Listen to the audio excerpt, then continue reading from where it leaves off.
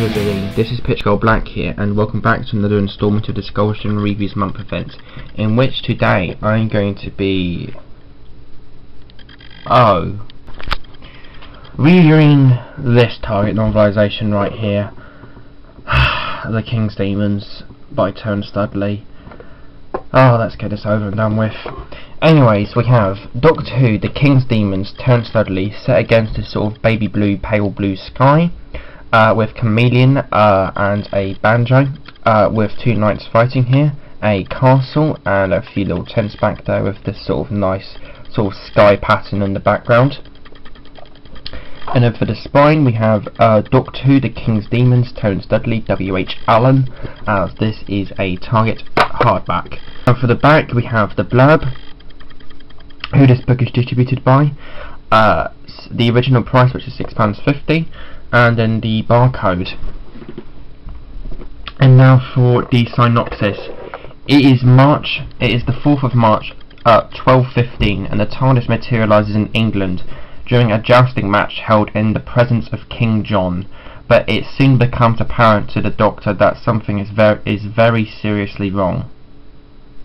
I've just realised that makes no sense. Seriously, tell me in the comments, does that make sense? Very seriously wrong. Very seriously wrong. Very seriously wrong.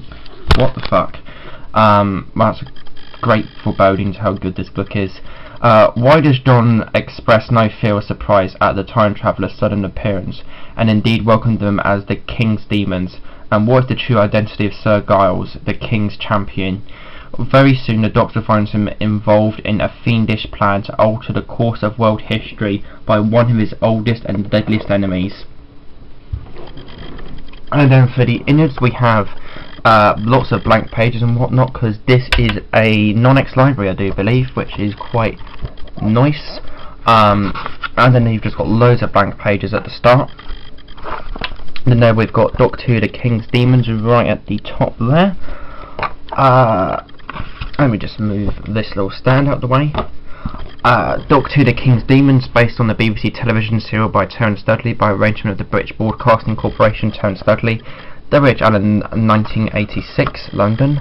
Various copyright guff and other stuff. And the contents. This is a 53 page long Target novelisation. No, actually, 146 page long Target novelisation spread over 10 chapters. Yay! It's shorter than I thought it was! Yay! Yay! Anyways, for the back we just have loads and loads more blank pages, which I'm probably going to use as toilet paper because this book is shit.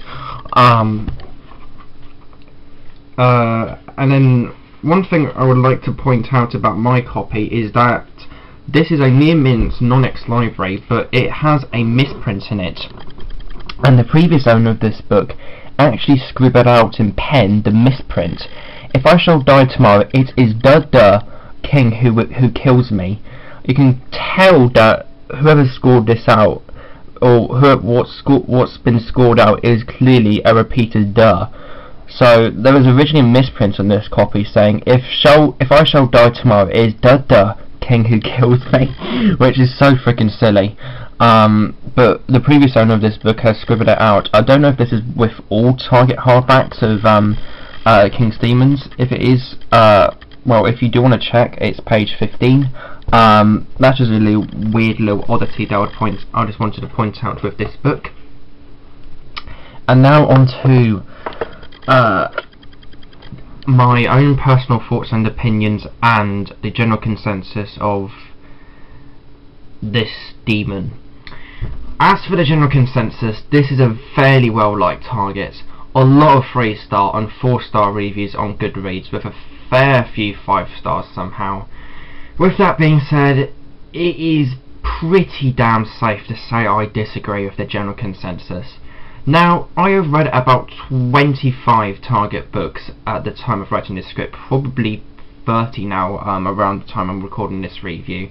So it's saying quite a lot when I say that this is the worst Target novelisation I have ever read.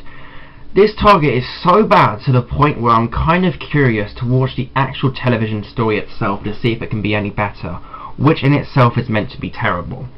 In my opinion, the only real two things of any substance in this Target novelisation is the Chameleon plotline and the Master plotline. The first of which just feels like a stuffed-in afterthought and isn't very well written at all. The last of those two has potential that is never realised to its fullest, and is occasionally forgotten about completely, only to return out of nowhere later on. But my main problem with this book is the stuff surrounding these two main plot lines. All of this is just a dictionary definition of bad filler. It's just a mush of bland, boring, dull, inconsequential, forgettable happenings that add absolutely nothing to the overall book. The characters are alright, serviceable. The main characters are good replicas overall and get some things to do, apart from Turlough, who gets nothing to do in this book, unfortunately. For the most part, he just locks up in a cell and appears only for 20 pages or so of this 153 page long book. Overall, this is one Doctor Who book that I really had to persist with to finish. I so nearly gave up on this dull, boring slog of a literary failure. I wouldn't recommend this Target novelisation at all, and I personally give it a 2 to a 3 out of 10. So like, fair, comment, subscribe. I hope you guys enjoyed this instalment of the Skulls General Reviews month event, Pitch Gold Black Dematerialising.